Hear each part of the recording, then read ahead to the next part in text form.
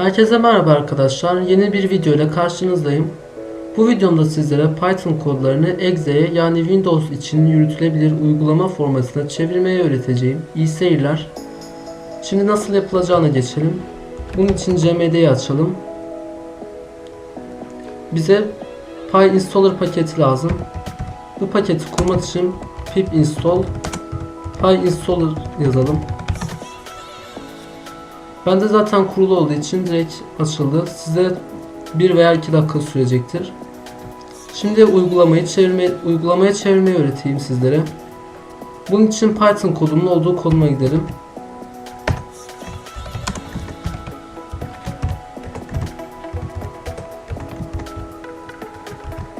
İki saat Python yazalım. Evet, geldik.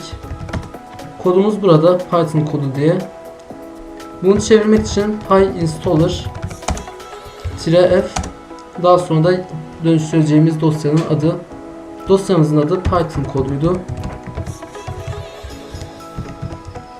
Şimdi dönüştürmeye başlayalım. Bu uzun sürmeyecektir. Bu arada bu dönüşürken ben de size yazdığım kodun içeriğini göstereyim. Dönüştürdü bile.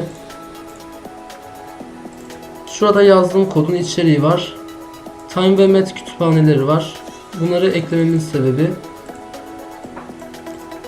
J'ye karmaşık işlemler yaptırmak.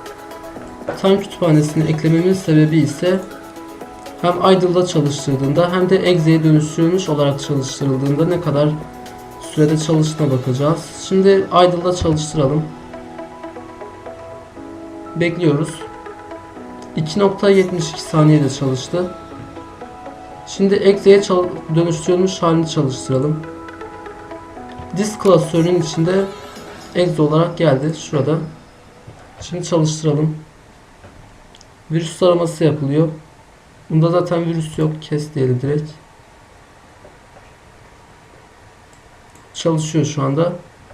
Bunda ise 2.46 saniye sürdü. Tabi bu işlem çok basit bir işlem. Karmaşık işlemleri çevirdiğimizde ise daha fazla zaman kazanabiliriz. Bir videonun daha sonuna geldik arkadaşlar. Videolarımı beğenmeyi ve kanalıma abone olmayı unutmayın. Şimdilik hoşça kalın.